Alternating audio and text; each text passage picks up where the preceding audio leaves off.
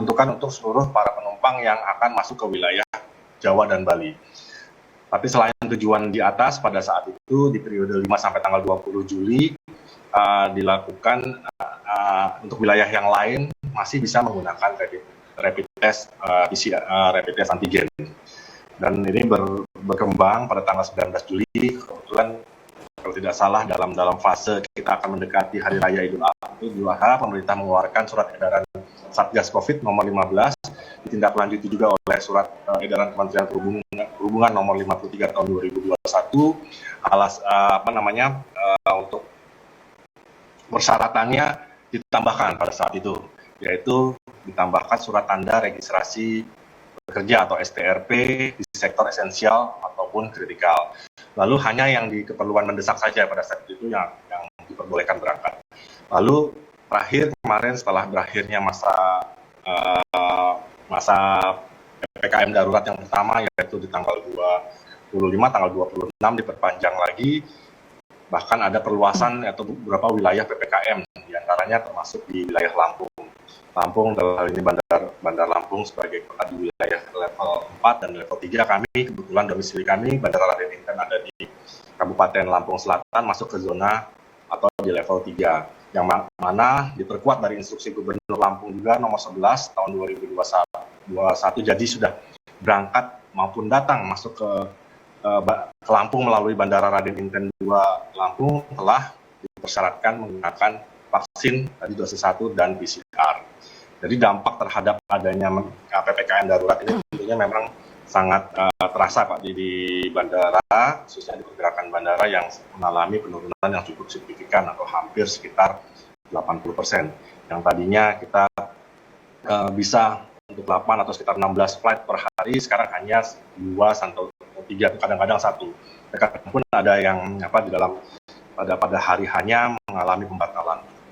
Jadi memang sangat terasa pengurangan baik pergerakan pesawat udara maupun penumpang yang cukup signifikan sepanjang masa PPKM darurat ini.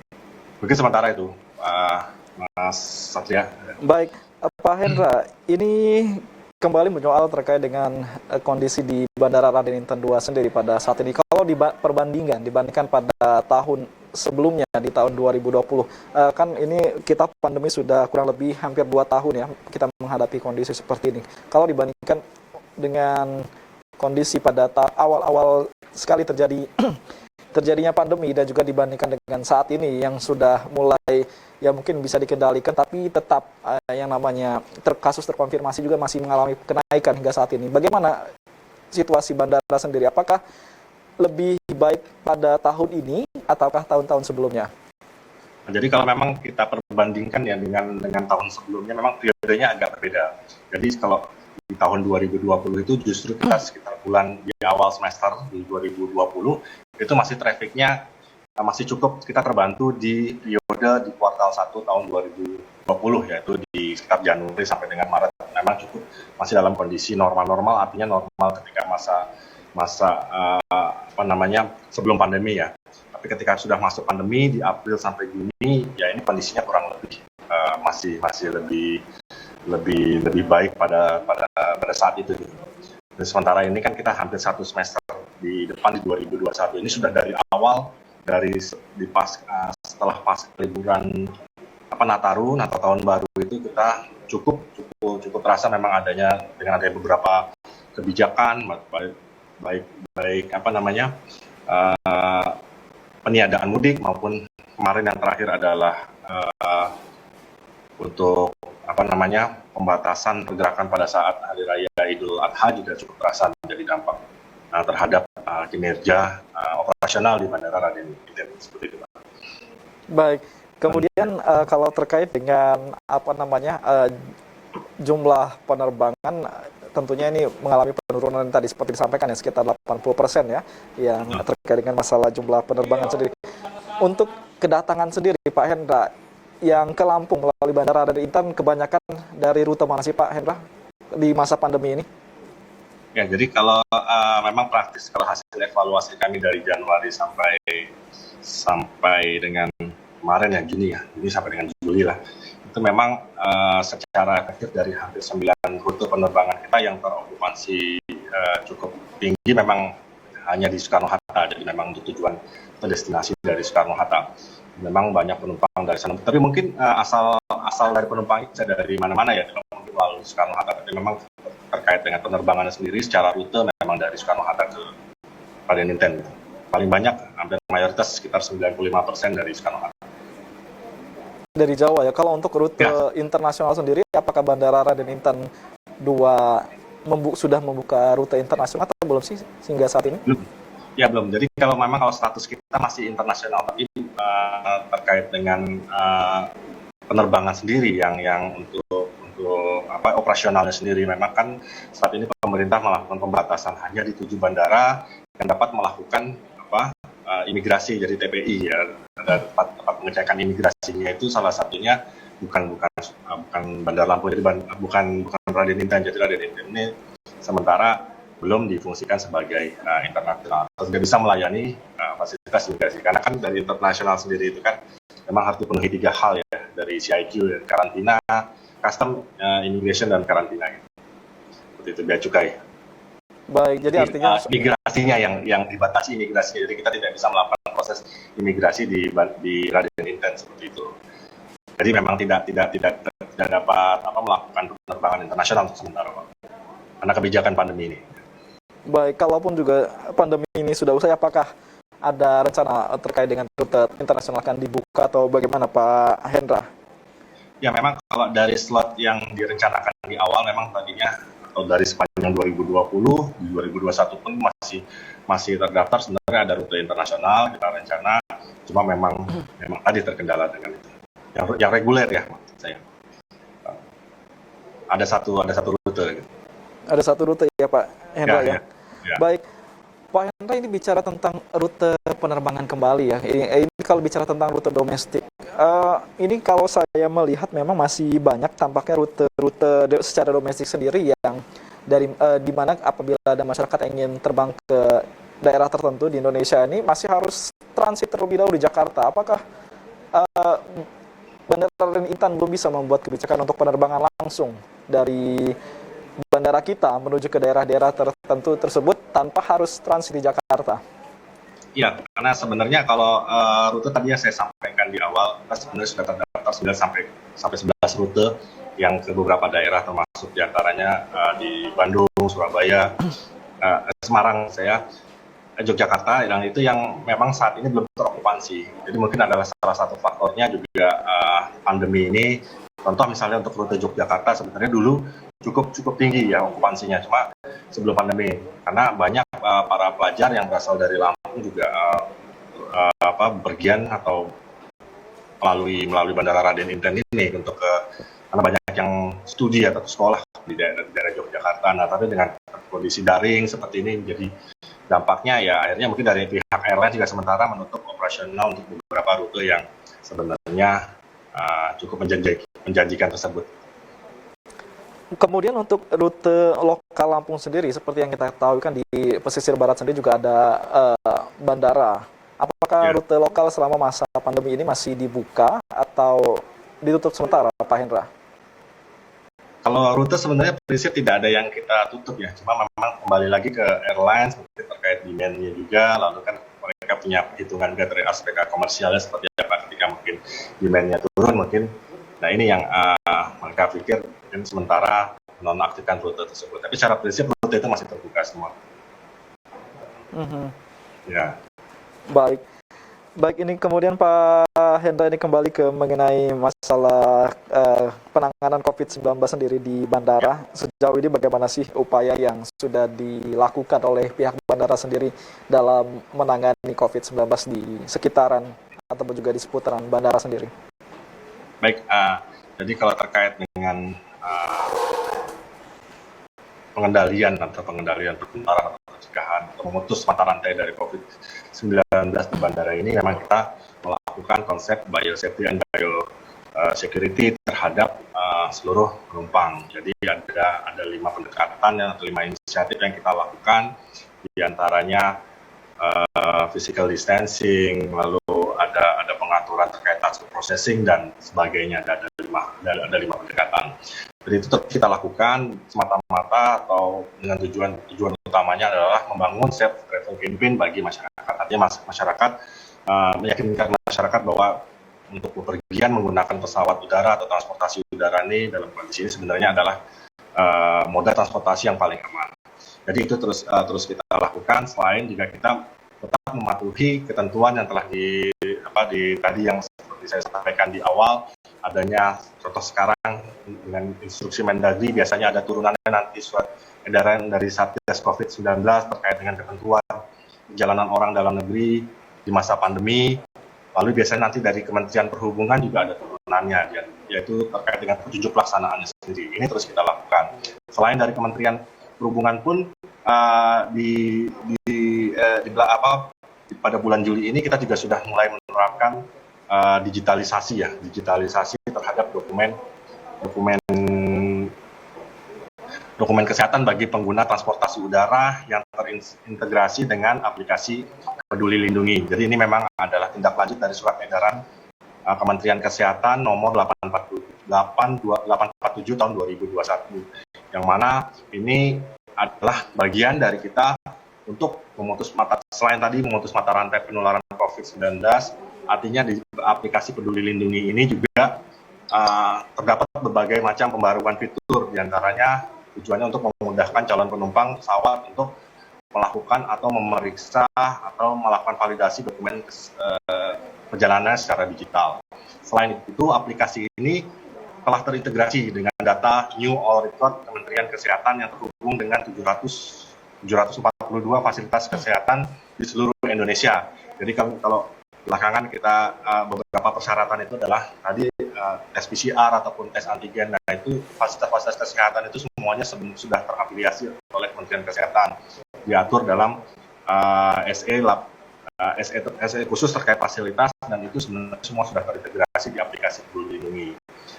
Aplikasi ini juga nantinya telah terhubung dengan sistem satu data vaksinasi nasional, lalu juga membuat proses verifikasi dokumen perjalanan dapat dilakukan secara lebih cepat, tentunya aman dan efektif. Lalu ini tentunya aplikasi ini atau digitalisasi ini akan memberikan kenyamanan dan keamanan bagi seluruh pengguna jasa, karena tidak perlu lagi menunjukkan dokumen hard copy yang tentunya dapat memunculkan antrian ataupun kerumunan gitu loh. Dan akhirnya harapan kita yang memang menjadi isu yang cukup kita khawatirkan, di beberapa wilayah sudah sering kerap terjadi pemalsuan atau penipuan hasil tes COVID-19 sebagai ataupun sertifikat vaksin untuk syarat perjalanannya. Dan harapannya dengan adanya digitalisasi ini, aplikasi ini jadi solusi dalam mengatasi praktek-praktek tadi. Lalu yang terakhir mungkin ya tentunya dengan adanya digitalisasi menggunakan aplikasi Peduli Lindungi ini, kita dari pihak bandara bersama KKP, bersama airlines sama-sama ingin memastikan bahwa hanya orang yang sehat saja yang nantinya dapat bepergian seperti itu. Jadi dengan harapan yang sistem digitalisasi yang saat ini kita sudah terapkan per 1 Agustus kemarin itu dapat menjadi jawaban dari beberapa kendala yang mungkin kita sering hadapi di lapangan. Mungkin itu Mas Satria. Ya. Jadi artinya sekarang pelaku perjalanan yang melalui bandara udara itu harus memiliki aplikasi Peduli Lindungi Peduli ya, Pak Hendra ya. Artinya bagi masyarakat yang tidak memiliki aplikasi tersebut tidak diizinkan atau bagaimana penanganannya?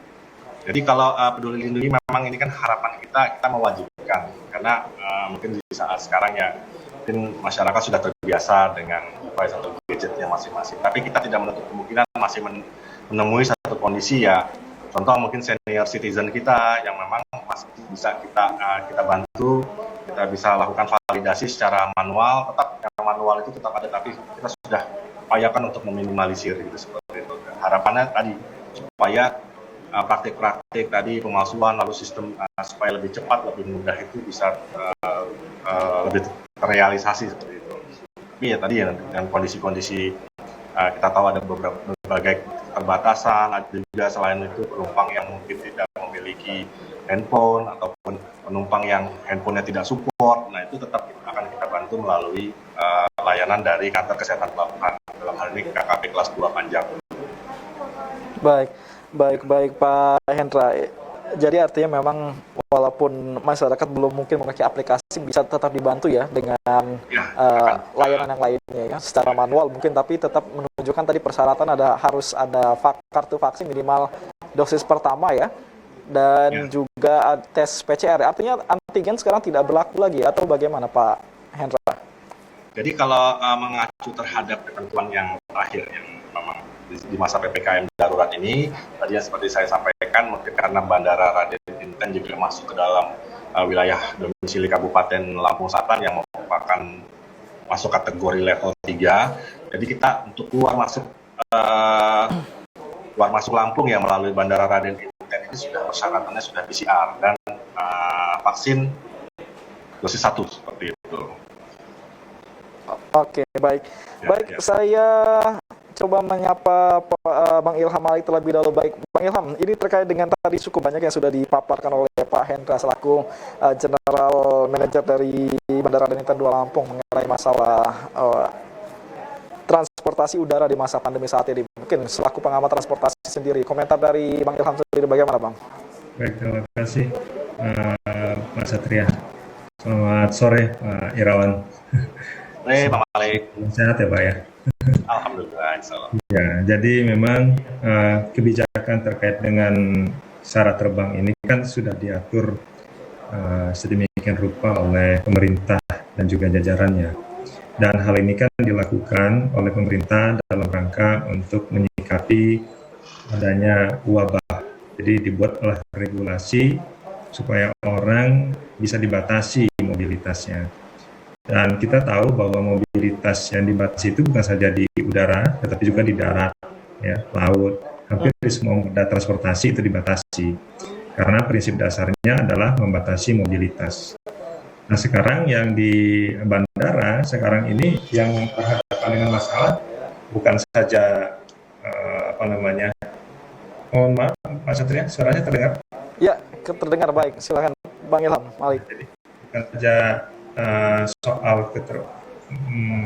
kalau di bandara saya kira bukan saja tantangannya soal berapa penerbangan yang akhirnya terganggu ya akibat adanya wabah ini. Saya kira teman-teman di maskapai itu sama seperti angkutan umum lainnya, itu berhadapan dengan tantangan yang tidak mudah. Kenapa tidak mudah? Karena mereka harus beradaptasi dengan penurunan jumlah penumpang. Sementara biaya-biaya lainnya itu hampir tidak ada perubahan, bahkan ada kecenderungan mengalami peningkatan. Di sisi lain juga teman-teman pengelola bandara juga menghadapi tantangan. Kalau misalnya jumlah penerbangan ini semakin hari semakin kecil, maka jumlah pesawat yang akan singgah ke bandara itu juga akan semakin kecil. Bisa saja lama-kelamaan bandara itu menjadi tidak fungsional. Kenapa? Karena bukan soal ada atau tidak adanya fasilitas di bandara, tetapi ada atau tidak adanya pesawat yang singgah ke sana. Walaupun jumlah penumpangnya mungkin tetap akan ada, tetapi karena orang kan sudah semakin membatasi diri untuk terbang, lalu kemudian mereka juga mungkin ada kendala administrasi, ya. Lalu mungkin tarif penerbangan sedikit mengalami peningkatan, tetapi meskipun sedikit itu juga akan berdampak pada minat orang untuk terbang gitu ya. Maka bisa saja ini akhirnya mengganggu eksistensi atau keberlanjutan dan keberadaan bandara kita. Jadi ini akan menjadi sebuah tantangan bagi pengelola bandara, bagaimana caranya bisa tetap eksis ya bandaranya meskipun ada wabah seperti sekarang ini. Nah, di sisi lain kita juga tahu kan bahwa sebenarnya jumlah penerbangan kita meskipun angkanya besar dalam satu tahun 1 jutaan ya dulu ya Pak Irwan ya, tetapi jumlah rutenya sesungguhnya kan relatif kecil, tidak banyak. Nah, ditambah walaupun kita ada keinginan untuk menjadikannya bandara internasional yang mana melayani penerbangan internasional, walaupun kita juga sudah ready gitu, tetapi kan ada tantangan, yaitu apakah tantangannya dulu maskapainya tidak ada yang mau terbang ke internasional. Karena apa? Karena memang real demand-nya itu masih belum terbentuk. Memang kan ada orang bertanya, supply and demand itu duluan mana? Demand duluan atau supply duluan? Nah, ini memang kadang-kadang di sektor transport, kadang-kadang supply duluan, lalu demand akan terbentuk. Tapi di sisi lain, kadang-kadang demand dulu harus ada, baru supply diisi, mengisinya. Nah, ini menjadi tantangan. Nah, kalau kita bicara soal bandaranya, maka bandara pasti akan melihat ya perbedaan cukup signifikan seperti disampaikan oleh Pak Irawan tadi pada saat kondisi normal dengan kondisi new normal ini. Kondisi normal sebenarnya kita bisa melihat data penerbangannya ya. Ada berapa yang melakukan perjalanan untuk tujuan bisnis misalnya, ada berapa yang melakukan perjalanan untuk tujuan wisata atau yang lainnya. Nah, kalau misalnya kita bisa punya data serupa untuk yang pada saat new normal seperti ini, maka kita akan menjadi tahu nih, sebenarnya yang tetap ngotot melakukan perjalanan itu dengan tujuan apa? Apakah wisata, ataukah bisnis, atau ada hal lainnya? Nah, ini kalau misalnya kita jadi tahu bahwa ada kegiatan tertentu yang ngotot untuk harus terbang, berarti ke depan bandara kita dan juga maskapai harus memfasilitasi untuk penerbangan-penerbangan yang memang khusus untuk di sektor itu. Misalnya ternyata yang eksis itu adalah tourism. Dari survei dan juga apa yang terjadi di lapangan itu tourism yang tinggi. Berarti model pengelolaan bandara kita lalu kerjasama antar maskapai itu cenderung ke arah ke tourismnya supaya bandaranya eksis. Karena kan ini yang menjadi tantangan kita kan adalah menjaga eksistensi bandara, walaupun tentu yang namanya infrastruktur ya pemerintah yang merupakan sarana sapras yang memang disiapkan oleh pemerintah itu tidak akan mungkin istilahnya dihapus gitu ya. Tetapi kan ke depan ini atau mungkin dari dulu sampai sekarang sampai ke depan adalah bagaimana caranya mengoptimalkan keberadaan bandara itu. Mas Satria, ada azan, apakah suara saya masih terdengar? Masih terdengar, Bang Ilham. Silakan dilanjutkan. Lanjut ya, baik. Nah, jadi perlu mungkin ke depannya kita melakukan review gitu, kira-kira gitu Pak Irawan. Siapa sebenarnya user bandara kita pada saat ini? Di era new normal ini user kita siapa? Sehingga kemudian kita bisa memfasilitasi dan atau menyiapkan segala sesuatu yang bagi bandara tentu berorientasi bisnis untuk menyikapi kebutuhan yang muncul, yang mungkin berubah dari dulu kondisi normal dengan pada saat sekarang yang kondisi new normal. Nah, grafik kalau kita lihat grafik pertumbuhan jumlah penerbangan kan dulu dia naik ya, landai naik. Kalau sekarang kita tahu bahwa dia landai turun. Dan landai turun sayangnya bahkan bukan landai, bahkan dia menghujam gitu kadang-kadang gitu. Jadi bahkan mungkin kalau Pak Irawan pasti tahu bahwa jumlah penerbangan kita jangan-jangan ini sama dengan kondisi tahun berapa gitu yang dulu sekali. Jadi mungkin 10 tahun yang lalu ketika bandara kita belum ada apa-apanya, belum bagus-bagus amat, segitulah kira-kiranya. Kira-kira per bulannya. Misalnya dalam 1 tahun ada 200.000 orang saja yang berterbang kalau pada kondisi new normal ya. Sementara pada kondisi normal sebelumnya itu ada 1 jutaan atau 1,2 juta misalnya gitu. Berarti dalam satu bulan itu sangat kecil jumlah penerbangannya. Dan ini bisa kita katakan ya, kalau dilihat dari sudut kacamata penerbangan, ini adalah ancaman serius bagi dunia penerbangan kita. Bagi kacamata bandara, ini menjadi ancaman serius bagi pengelolaan bandara. Nah, inilah yang saya kira perlu mendapatkan perenungan gitu kan. Kita akhirnya sebagai pengelola bandara, kita bukan lagi bicara soal bagaimana masa depan dunia penerbangan. Bahkan sekarang ini kita harus bicara bagaimana masa depan dunia kebandaraan. Gitu. Apakah konsep Aerocity itu menjadi relevan? Mungkin Aerocity-nya masih relevan, tetapi model konsep teknisnya mungkin diubah. Jadi kita bukan melayani penerbangan dari mana ke mana yang dalam jumlah yang besar, lalu mereka dimudahkan untuk mengakses apapun di bandara itu. Mungkin bukan itu, tetapi dia bisa saja menjadi bagian dari keberadaan aglomerasi kota-kota yang ada di sekitarnya. Jadi kita bukannya membuat sebuah kota bandara, tetapi bandara itu menjadi bagian penting dari kota-kota yang sudah ada. Nah, ini menjadi sehingga Aerocity bukan bicara soal 500 hektar atau 1.000 hektar yang kita punya, tetapi berapa ratus ribu hektar yang dimiliki oleh kawasan sekitarannya bandara. Dengan begitu dia bisa menjadi eksistensinya menjadi terjaga karena orang merasa terkonek. Jadi orang kota-kota yang ada di sekitar itu merasa terkoneksi dengan bandara. Lalu dari situlah muncul willingness-nya gitu untuk menyewa pesawat pribadi kah, atau mungkin bagi orang-orang tertentu ada yang parkirkan kendaraan, mereka berinisiatif untuk beli atau menyewa pesawat lalu kemudian diparkir di situ. Lalu mungkin juga pengelola bandara kita bisa bernegosiasi dengan beberapa maskapai untuk memparkirkan pesawatnya di bandara kita gitu. Termasuk juga mungkin bikin wisata bandara dan lain sebagainya. Ini dalam rangka untuk menjaga eksistensi bandaranya. Kira-kira itu tantangan yang saya kira paling berat gitu, Pak Satria dan juga Mas Irawan. Karena sekarang kan serba tidak menentu. Kita tahu juga bahwa penerbangan itu adalah sarana transportasi untuk jarak yang sangat jauh ya. Untuk jarak-jarak yang pendek dan ada yang jaraknya pendek tetapi butuh waktu lama, maka orang akan menggunakan pesawat. Tetapi kalau misalnya jarak-jarak pendek sekarang ini, orang cenderung untuk menggunakan kendaraan mobil pribadi ya. Dan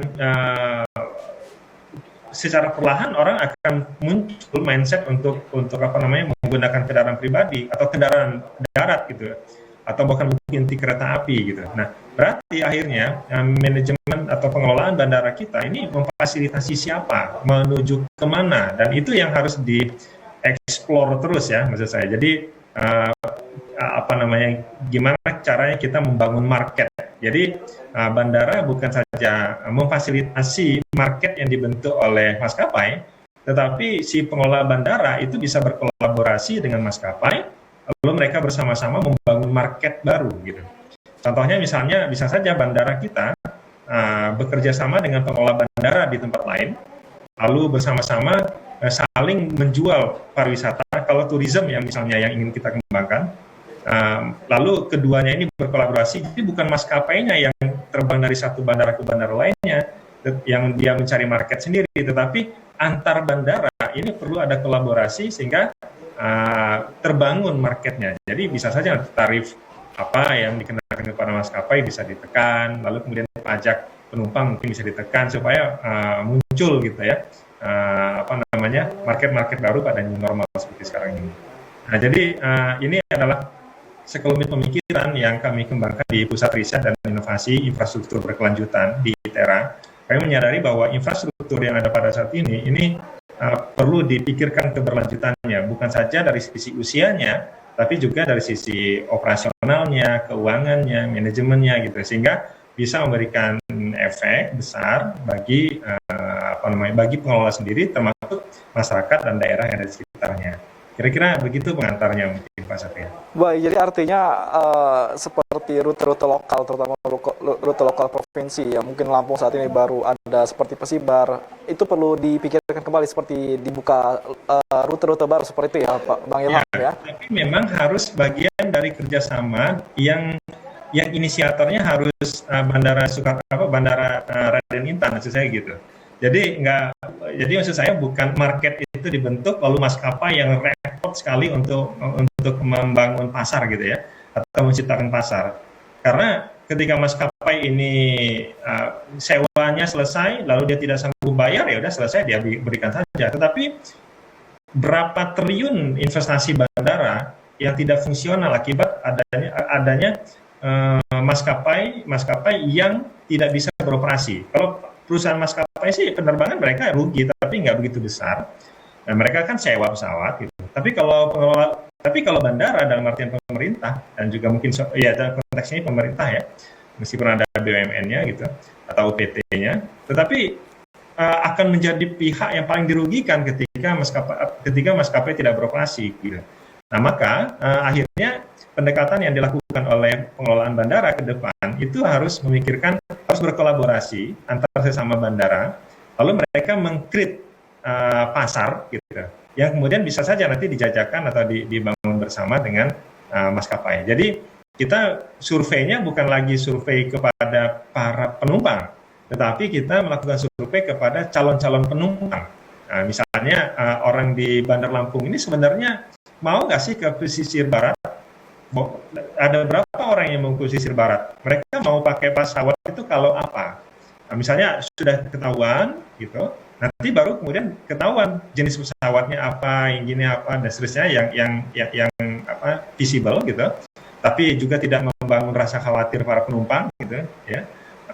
Misalnya jenis-jenis pesawat tertentu, nanti mungkin juga ada helikopter gitu. Nah, informasi itu yang kemudian disampaikan kepada maskapai atau kepada perusahaan-perusahaan yang memang punya pesawat itu, sehingga mereka lalu memarkirkan pesawatnya di bandara kita, mengoperasikannya ke bandara-bandara lain yang memang menjadi bagian dari kerjasama kita itu. Nah, jadi saya melihat bahwa kayaknya isu market, menciptakan market ini memang masih belum banyak dipikirkan, terutama di manajemen kebandaraan kan ya Pak Irawan ya. Tetapi kita lebih cenderung bagaimana melihat maskapai sebagai market kita. Padahal mereka juga mengalami kesulitan pada saat ini, sehingga akhirnya maskapai bersama pengelola bandara yang akhirnya bisa berkolaborasi lalu memfasilitasi sebagian orang-orang yang ada di kota sekitar Bandar Lampung ini, Bandar Lampung, Lampung Selatan, Metro, lalu kemudian Sawaran, Pringsewu gitu ya, atau juga Lampung Tengah. Ini market, calon-calon market ini kita survei untuk tahu mereka punya minat dari mana ke mana, lalu dari situ kita membuat test case bersama dengan maskapai. Ya, kalau dulu sih memang tetap juga dilakukan. Kami juga pernah melakukan survei bersama dengan Dinas Perhubungan dulu, Pak Irawan, ketika pembukaan rute yang ke Surabaya ya, kemudian ke Jogja juga. Nah, itu kita memang melakukan survei itu, tetapi kalau sekarang mindsetnya bukan soal user yang sudah eksis, tapi kita mencari user baru gitu, atau market baru, karena kalau nggak ditelusuri market baru ini, akhirnya nanti nggak terkristalisasi, sehingga akhirnya mereka tidak naik pesawat. Kalau mereka nggak naik pesawat, maka kita sebagai pemilik bandara yang sudah investasi misalnya ratusan miliar, atau bahkan mungkin kalau dihitung mungkin sudah triliunan ya menjaga eksistensinya sampai hari ini, maka kita biasa menjadi pihak yang dirugikan. Kira-kira begitu. Baik. Sangat menarik sekali apa yang disampaikan oleh Bang Ilham Malik. Mungkin kita langsung minta tanggapan dari Pak Hendra Irawan sendiri terkait dengan hal-hal yang sudah disampaikan oleh Pak Ilham Malik. Bagaimana Pak Hendra Irawan? Baik, terima kasih Pak Satria dari Pak Malik atas pandangannya. Memang benar Pak, yang disampaikan Pak Malik itu semuanya benar, memang sudah menjadi tataran di ranah strategi kami, terutama di Kementerian BUMN juga kami sudah sedang memproses, artinya terkait dengan memang untuk permasalahan ini yang sering terjadi ini kan memang kita tidak bisa selesaikan sendiri. Tadi ada faktor kepariwisataan, ada faktor dari aspek yang hotelnya juga, dari aspek travelnya juga, lalu dari aspek maskapainya juga, dan kita semuanya saling keterkaitan. Jadi mungkin dengan konsep yang sedang dibuat oleh dari Kementerian Perhubungan, khususnya dari kami dari kantor pusat pun, dari tataran strategik ini, memang kita akan mengembangkan holding aviasi pariwisata. Jadi memang secara strategiknya itu nanti yang akan, tadi yang disampaikan Pak Ilham Malik itu benar, itu yang akan digarap. Jadi konsep nanti mungkin Lampung akan seperti apa, keterkaitannya dengan bandara lain seperti apa. Jadi kan yang terlibat pun selain Angkasa Pura II dalam hal ini yang mengelola 20 bandara, juga ada AP1. Jadi kita bisa lebih mensinergikannya lebih luas lagi. Samping itu juga dengan kawasan wisatanya, lalu dengan pihak maskapai dan pihak travelnya sendiri. Jadi ini sudah memang konsep besar kita, memang kita sedang garap tadi untuk menjadikan solusi ini yang hal-hal seperti ini. Artinya memang pola pikirnya sudah tidak bisa kita saling berkompetisi lagi. Kita harus berkolaborasi seperti itu. Jadi terima kasih itu Pak Malik, karena memang konsepnya kita sudah mengarah ke sana seperti itu. Ya. Tapi mungkin memang tahapnya masih di strategik, belum turun kami ke cabang dalam hal ini ke bandara. Tapi kalau tadi seperti yang Pak Hendra Irawan sampaikan sendiri, target-target yang ingin dicapai terutama untuk di Lampung sendiri, daerah-daerah mana sih yang menjadi tujuan untuk dibukanya market tadi seperti yang disampaikan oleh Pak Ilham Malik? Sudah adakah rencana ataupun juga gambaran dari pihak Bandara Raden Inten 2 Lampung sendiri? Ya, jadi kalau untuk yang internasional memang awalnya sesuai dengan rencana rute kami juga sudah punya sudah terplanning itu untuk Kuala Lumpur. Jadi rute Kuala Lumpur dalam hal ini Air Asia sudah terprogram di awal, tapi sebelum pandemi. Ketika pandemi memang saat ini sedang dilakukan penundaan. Begitu juga dengan ada beberapa rencana penerbangan umroh seperti itu. Jadi umroh. Tapi kalau untuk yang domestik tadi kita memang saat ini lebih coba memaksimalkan rute-rute yang tadi yang kita sampaikan. Juga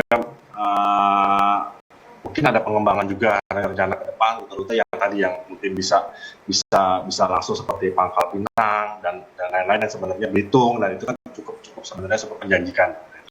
Tapi saat ini memang masih ada 9 rute ini masih terfokus di Pulau Jawa seperti itu. Baik, kembali ke sana ada ya. Baik, kembali ke hasil komunikasi kita dengan pihak maskapai. Memang ada wacana-wacana seperti itu. Ada wacana seperti itu ya, Pak Hendra ya. Menggarap pasar seperti itu.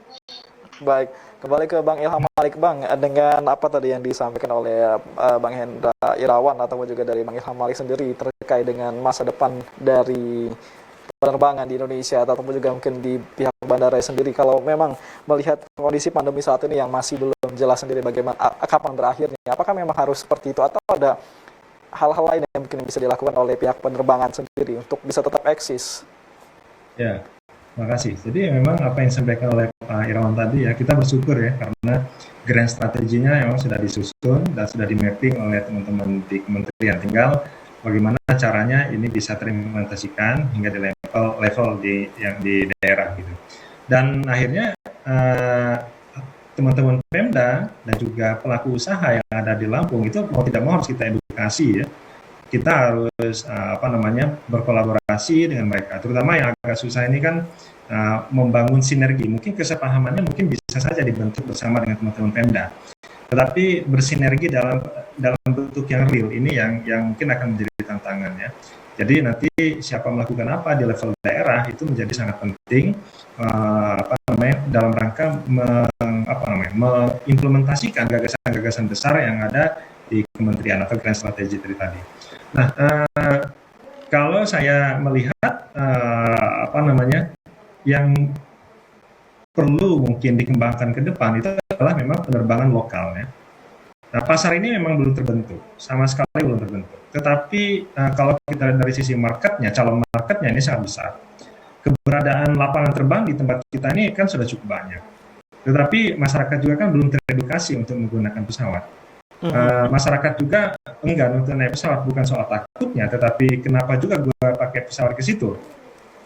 Sementara hari ini juga masyarakat juga masih belum begitu hafal ada di mana saja lapangan terbangnya ada di Provinsi Lampung. Artinya jangankan marketnya gitu, orang tahu bahwa di situ ada lapangan terbang aja belum tahu nih.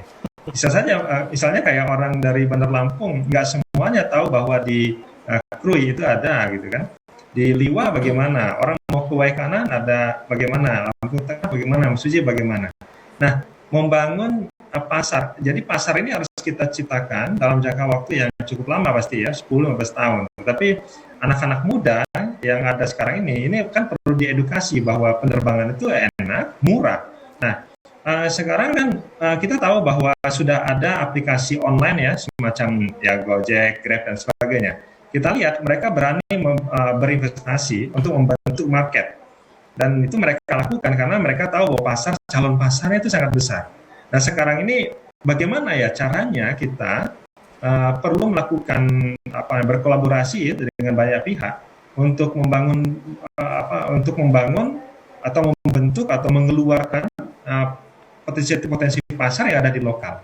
Jadi orang mau ke Mesuji berarti harus membuat sesuatu yang membuat orang mau menggunakan supaya banyak orang yang mau ke Mesuji. Satu di antaranya mereka menggunakan pesawat. Berarti apa di situ? Nah, ini harus diedukasi.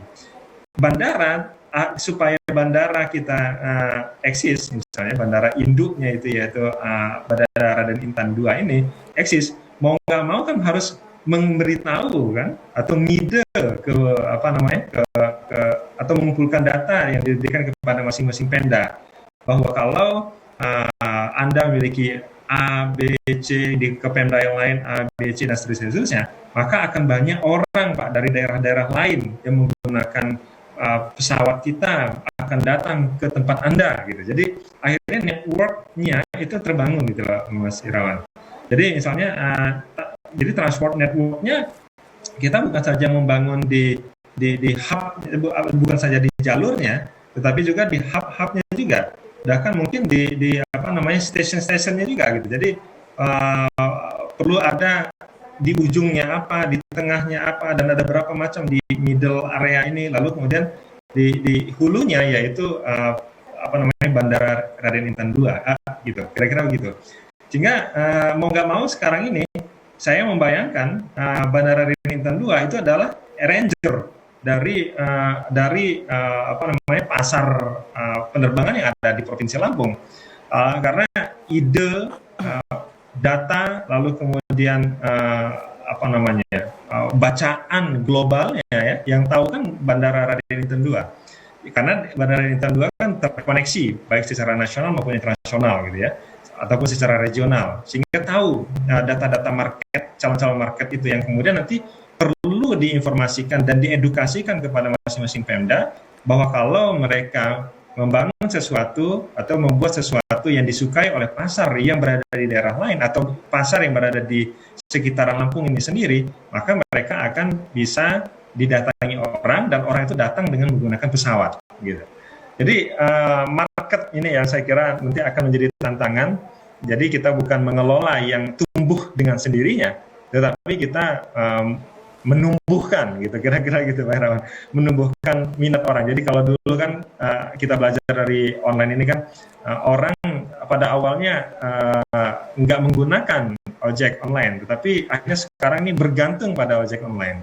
Maka ke depan mungkin kira-kira begitu juga kita mungkin sekarang ini orang nggak ngeh dan nggak terinspirasi untuk menggunakan pesawat, tetapi ke depan mereka kepengen sekali terbang kemana-mana itu menggunakan pesawat dalam berbagai macam bentuk, karena kan kita tahu teknologi dunia penerbangan kan makin hari makin berkembang juga kan di luar dalam berbagai bentuk gitu.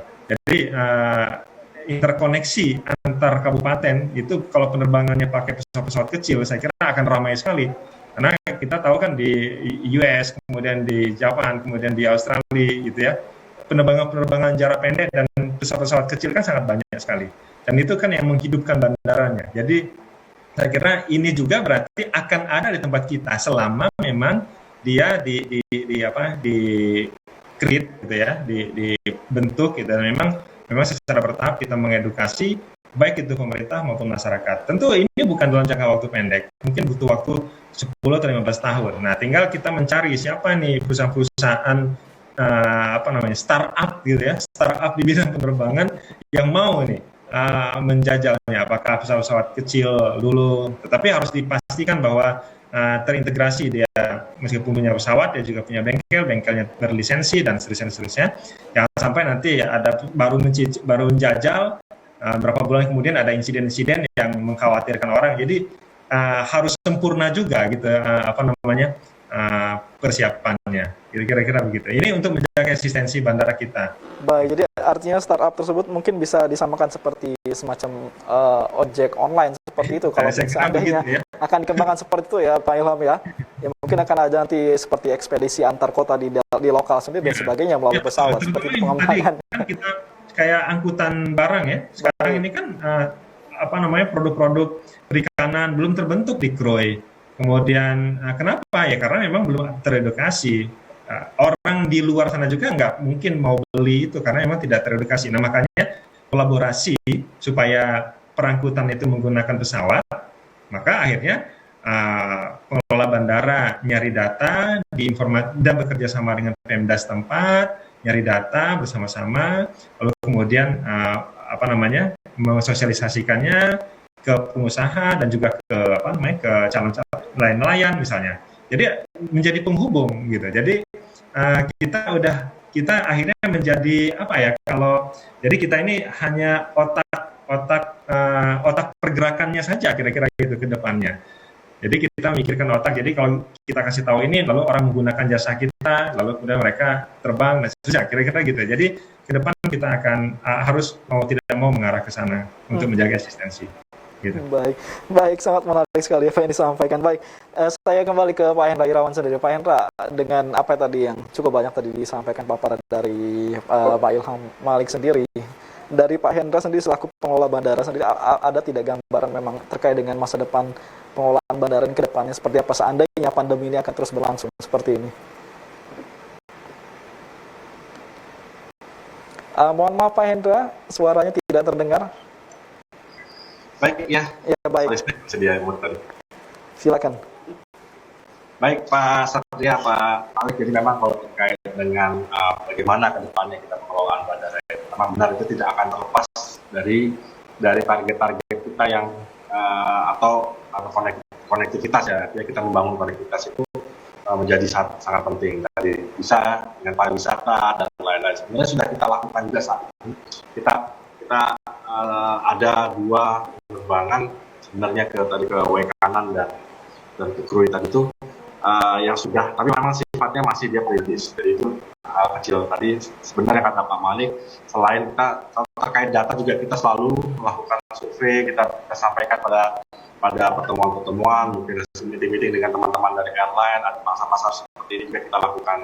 Juga memang kembali lagi terbatasnya juga terkait dengan armada juga. Lalu kalau kita mau operate yang pesawat kecil juga memang cukup terbatas gitu. Memang kita harus tadi setuju Pak Ilham Malik, kita harapkan nih keluar nih yang startup yang online dan pesawat online istilahnya seperti itu. Yang ini yang memang cukup menjanjikan, karena kalau memang kita mengandalkan yang maskapai yang sudah established, pasti armadanya sangat terbatas. Nah, seandainya armadanya ada pun kita belum tentu fasilitas yang di bandara tujuannya pun mengakomodir, contoh misalnya kekuatan landasannya dan lain-lain. Jadi memang harus ada sampai kalau dari Kementerian Perhubungan itu sekarang sudah mengembangkan pesawat yang cukup landing di air gitu loh, di perairan. Jadi karena memang sebegitunya akan mengembangkan konektivitas antar daerah. Jadi mudah-mudahan ini juga kami juga terus berkoordinasi juga dengan Pak Kepala Dinas Perhubungan untuk tadi isu-isu atau hal-hal yang sifatnya strategis terkait dengan pengembangan rute atau pengembangan potensi suatu daerah yang bisa kita koneksikan dengan Bandara Raden Inten ini bisa kita kembangkan dalam waktu dekat. Sebenarnya itu, memang mudah-mudahan ya itu tadi pandemi ini segera berakhir, kita bisa lari nih kalau untuk mengejar yang tadi. Jadi itu Pak Malik, Pak Satria. Pak Hendra, ini kembali ke masalah pandemi COVID-19 ini ya, terkait dengan tadi sudah disampaikan di awal mengenai masalah persyaratan bagi masyarakat yang ingin menggunakan fasilitas bandara untuk penerbangan dan sebagainya. Ini terkait dengan tadi ada syarat vaksin, kemudian juga ada syarat tes rapid antigen atau sekarang diwajibkan PCR seperti itu ya. Nah, di pihak bandara sendiri ada tidak memfasilitasi tempat atau juga layanan mungkin apabila ada masyarakat yang ketika sudah tiba di bandara dan dia harus terbang saat itu juga, namun dia belum sempat untuk melakukan tes PCR mungkin ataupun juga vaksin seperti itu. Apakah pihak Bandara Raden Inten 2 melayani hal tersebut, memfasilitasi hal tersebut? Baik, jadi memang kalau untuk syarat sekarang kan kalau di masa PPKM darurat ini adalah vaksin ya, vaksin tahap vaksin minimal dosis 1 ataupun PCR, karena tadi yang saya sampaikan, karena kita bandara sudah keluar masuk sudah PCR karena masuk ke level 3. Memang saat ini ya kita belum bisa menyediakan untuk PCR, tapi kalau antigen sebelumnya kami sudah bisa menyediakan. Tapi kami memang sedang melakukan pendekatan dengan beberapa provider untuk mudah-mudahan dalam waktu dekat kita bisa menyediakan fasilitas PCR tersebut. Nah, terkait dengan vaksinasi sendiri, karena memang kalau PCR ataupun antigen kan bicaranya kemampuan ya, seseorang yang memang sudah berencana untuk melakukan bepergian, tentunya dia akan melakukan siap untuk melakukan pengujian atau pengetesan tersebut. Tapi kalau vaksin ini kan bicaranya masalah kesempatan. Tidak semua orang memiliki kesempatan untuk vaksinasi. Jadi sementara ini memang kami dengan kantor kesehatan pelabuhan kelas 2 Panjang menyiapkan fasilitas layanan vaksinasi untuk penumpang yang berkebutuhan mendesak dulu. Jadi karena memang kita sudah sama-sama ketahui, kemarin juga dari Ibu Kepala Dinas Kesehatan menyampaikan terkait dengan stok ketersediaan vaksin kita secara provinsi. Jadi memang kita sementara mengakomodir hanya untuk yang berkebutuhan mendesak, jadi seperti itu. Kita bisa layani di kantor kesehatan pelabuhan. Tapi kalau untuk yang publik, kita sifatnya kami dari BUMN sendiri memang sudah diamanatkan untuk melakukan fasilitasi terhadap program vaksinasi nasional dengan target untuk bulan Juli 1 juta vaksin, nanti mungkin di bulan Agustus sudah di 2 juta vaksin. Jadi kami menyiapkan fasilitas tempat bagi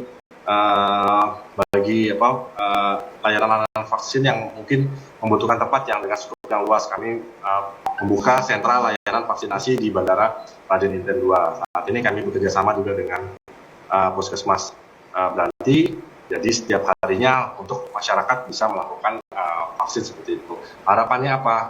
Dengan program kita bisa mendukung vaksinasi ini, tentunya vaksin nantinya akan target pencapaian vaksin itu bisa lebih cepat, tentunya kembalinya kan ke herd immunity ya, otomatis ketika herd immunity-nya terbentuk ya otomatis akan secara ekonominya akan kembali menggeliat, termasuk dari peningkatan kembali traffic pesawat. Harapan kita seperti itu. Baik, satu terakhir mungkin yang ingin disampaikan dari Pak Hendra Irawan terlebih dahulu terkait dengan tema kita pada kesempatan sore hari ini. Secara singkat saja mungkin hal yang ingin disampaikan untuk masyarakat ataupun juga untuk pemerintah ataupun juga yang lain. Silakan. Singkat saja Pak Hendra Irawan mengawali.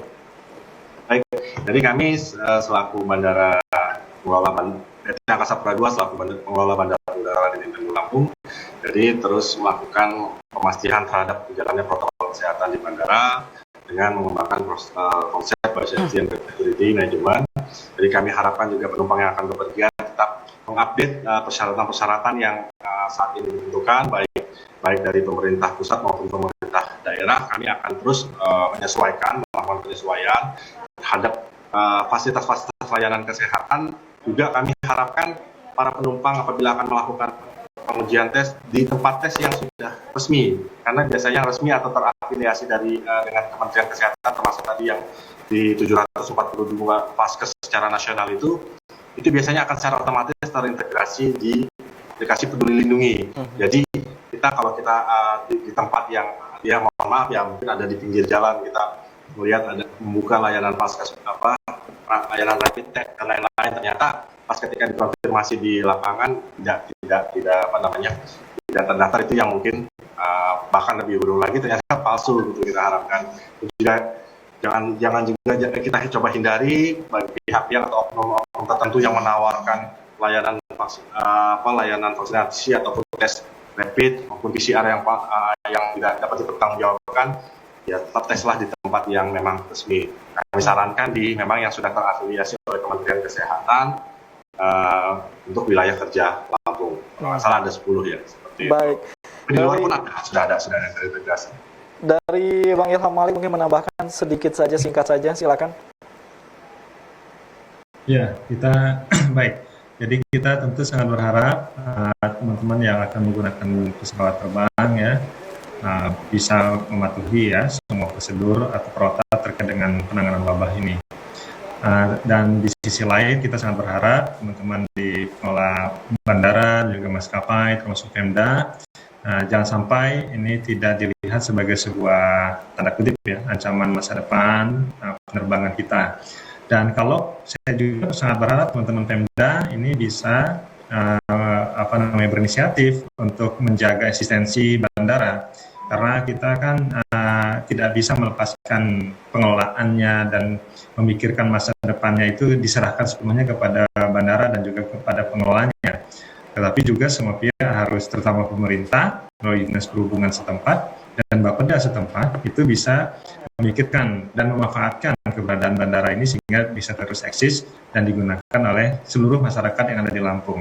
Jadi saya kira mungkin kita mengecilkan dulu marketnya.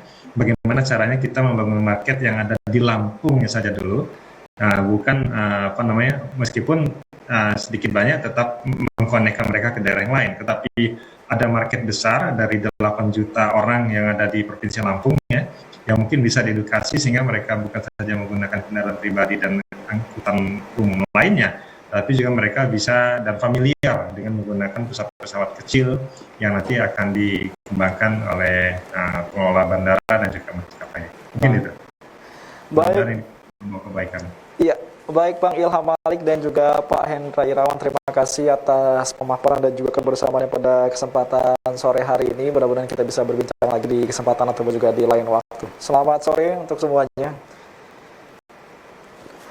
Ya, baik pemirsa TV Lampu dimanapun Anda berada, demikian sudut pandang pada kesempatan kali ini. Akhirnya saya Muhammad Satria atas nama kerabat kerja yang bertugas, pamit undur diri. Terima kasih atas kebersamaan Anda. Wassalamualaikum dan sampai jumpa.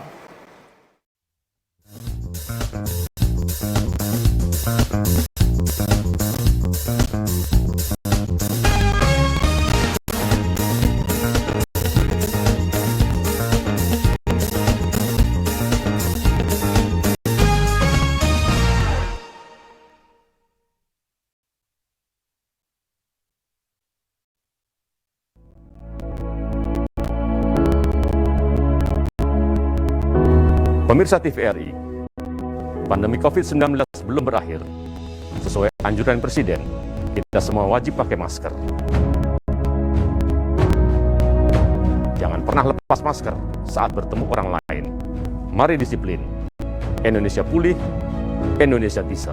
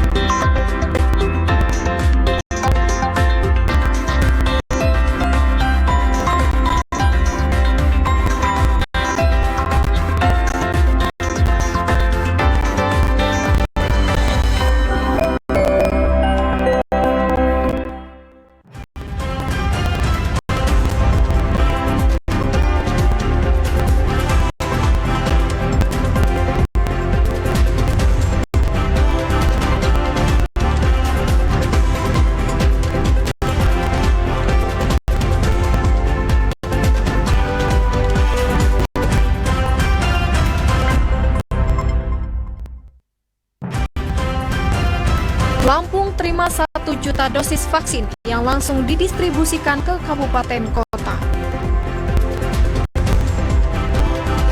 Gubernur minta perpanjangan perpanjangan PPKM tidak diartikan negatif.